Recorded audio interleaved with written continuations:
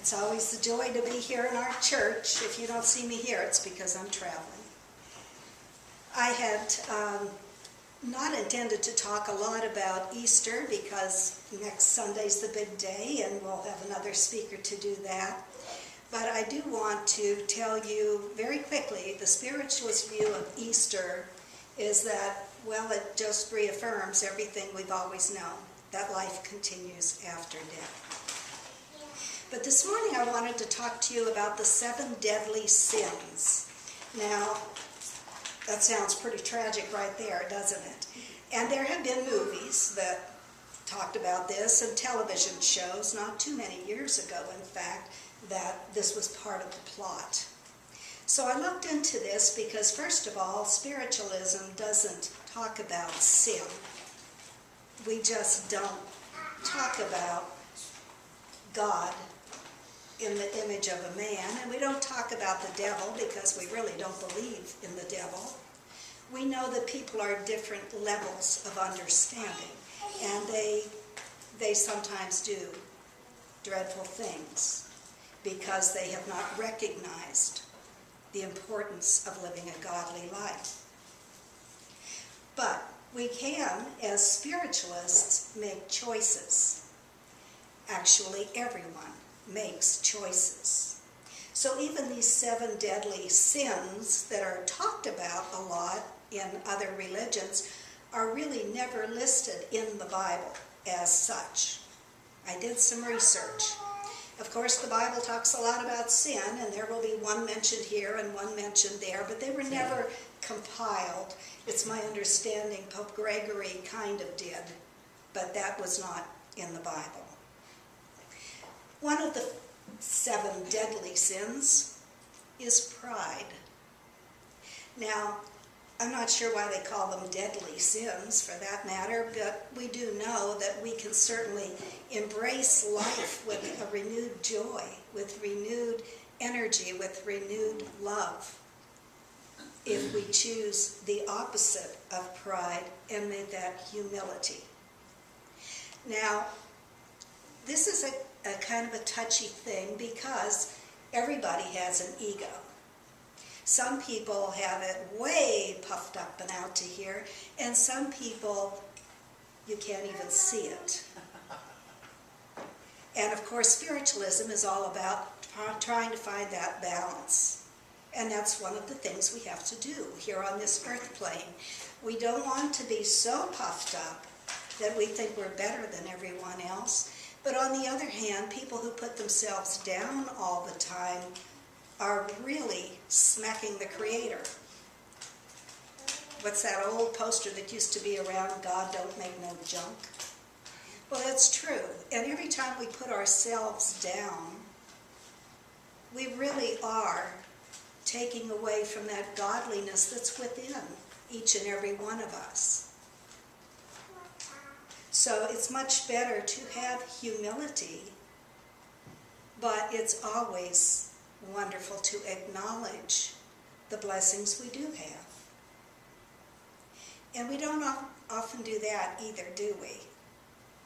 You know, I'm pretty sure I'm not the only one that in school days used to say, oh, please, please, please help me pass this test.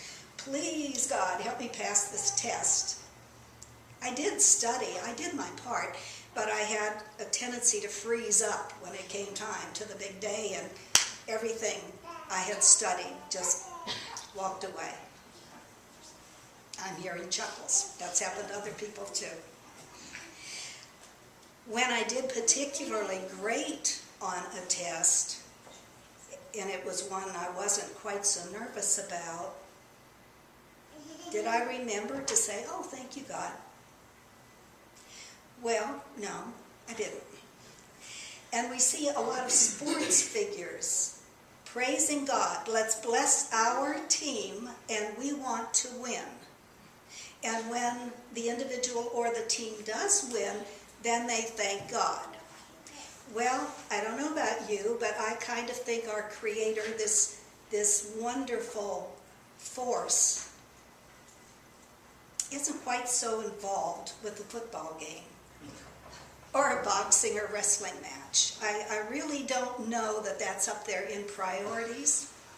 When we have wars and poverty and starvation, I don't really think sports are a priority with Spirit. But when something good happens, don't forget to say thank you. And when something not so good happens, recognize you still have a lot of love from Spirit. It's a learning experience, but you're not going through it alone. Another is greed. And the opposite of greed is generosity. It's interesting, you know, if you were at an intersection in downtown Orlando and someone opened one of those high-rise building windows and just dumped bills, dollar bills, out of the window, wouldn't you learn a lot about yourself and human nature? Can you see traffic screeching to a halt? Can you see people out there scrambling? What would happen if the person up in that window said, oh my gosh, I didn't mean to do that. That was an accident. Please bring it back. You know, we have a tendency, because of the negativity that we hear and see so much around us, we have a tendency to think, yeah, good luck. But you know, a lot of people would. A lot of people would. They'd be gathering up everything they could to return it to its rightful owner. So the opposite of greed is generosity. It's recognizing that we don't have to scramble and scrabble and grasp everything. We can share. We can allow everyone that opportunity. And there's lots for all. Whether that is healing or love or prosperity. It's there if we will simply let go and allow. Envy. Well, envy, I don't think is quite as bad as jealousy. Jealousy is not wanting someone to have something, you'd rather have it instead. Envy is not so much that. Envy is just, well, it's okay if they have it, but I want it too. Well, if that gets you working a little harder, that's good. That's good. But love is the opposite of envy. Love is that recognition that whatever someone has, they deserve it. Maybe you don't think so. Is it really up to us to judge? No, of course it isn't. So if someone else has a wonderful musical gift, and we have several people here who do we envy them? Maybe a little bit. But we send them love and appreciation for the gifts that they share with all of us. They could do it at home, keep it all to themselves, but they take this beautiful God-given talent that they have worked hard to develop and to strengthen, and then they share it with so many other people. That is truly God's love in action, no question. Lust. Well, lust could be a lot of things. Again, because of our world today, people kind of automatically go toward one subject. It doesn't have to be another person we're lusting after. We could be lusting after things that would reflect that we're smart, we're successful, we're prosperous. Well, the opposite of lust is self-control. If someone is lusting after another alcoholic beverage, they have that choice. They can use self-control, especially if they know they're going to be driving. If someone is lusting after another cigarette, they have that choice. they can exert self-control and perhaps delay it. I hesitate to say this at the cost of cigarettes, but maybe have one puff and put it out. Same thing with desserts. Sometimes, if you lust after something so greatly, and it's not illegal, have a taste. Have a taste. You don't feel so deprived. And that can help keep that gluttony, that lust under control. And that's what it's all about, having control in our lives. Sloth. Well, I can tell you from looking around this church, I don't know what people's homes are like, but I know we've got a lot of the opposite kind. We have a lot of energy and zeal with people in this church, and that shows every time you walk through the doors, every time you drive through the gate. The grounds are gorgeous. The church is beautiful. It's clean. It's decorated so nice. I don't see a lot of sloth in this church.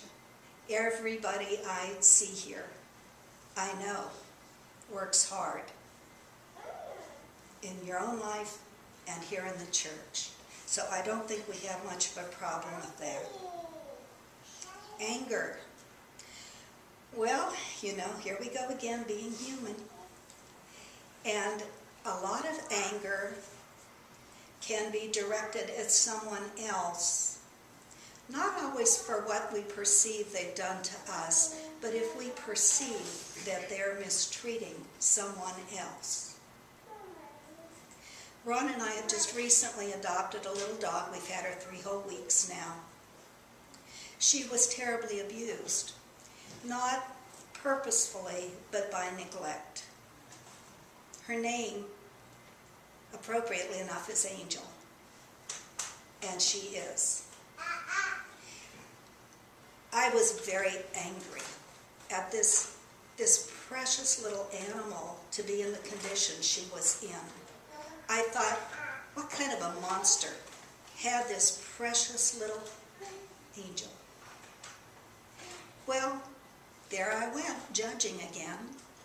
We found out the prior owner had a very serious disease and had just reached the point where she could no longer physically take care of the dog or take care of the dog's needs. Did I feel about that big? Yeah. Yeah. And we do that. We rush to judgment. And there is so much going on around us that we don't know. We don't know. We have no right to judge. So that's something we need to keep a handle on when we get angry. When we get angry, we need to consider kindness. Never mind what we're angry about. Move on. Move on. If something has occurred that has made us angry, that means it's already behind us. It's in the past. And we can choose to brood and be bitter and angry. Or we can let go and move on. And I tell you, friends, the greatest way to do that is to turn it over to Spirit. Because we know natural law is always in effect. We know that it's not up to us to judge.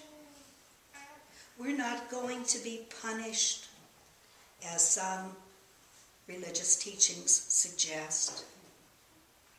If anything, we punish ourselves, because heaven and hell aren't different locations. They're right here, all around us, and we inhabit one or the other by our actions, by our words, and by our deeds. There's a comic strip called Rose is Rose, and every now and then she'll be upset with her husband or something, and they depict her in this dungeon of gloom. She's always sitting in this, it looks like a well, and she's mad. By the end of the strip, 4 whole panels later, she's fine again. So if we have to be in that dungeon of gloom, make it brief. Make it brief. Because there's no one else suffering but yourself. And what's the point when we have such a beautiful life to live? We have choices. Spiritualism puts a lot of emphasis on that. We put a lot of emphasis on balance. On balance. Because it's so easy to get excited about something and carried away and, oh, we're going to do this, or I'm going to do this. I'm going to make it happen. That doesn't always work out for one reason or another. So then do we plunge into that dungeon of gloom? Hopefully not. Hopefully not. You know, there are a lot of famous people in this world that we would have never known their name if they hadn't kept at it. They saw something that they perceived to be true and right and beneficial to humanity. And they didn't quit the first time their efforts failed. And they didn't quit the second time their efforts failed. They kept at it and at it and at it. And the religion of spiritualism recognizes that. Many of our pioneers faced horrendous hardship, but they knew the beauty, the philosophy of spiritualism. Independence, yes. Personal responsibility, you bet. And those who grasp that and live by it, you can tell. They have a glow about them. They love life. They embrace it. And they want to uplift others. And that's what the balance and the harmony is all about. God bless you.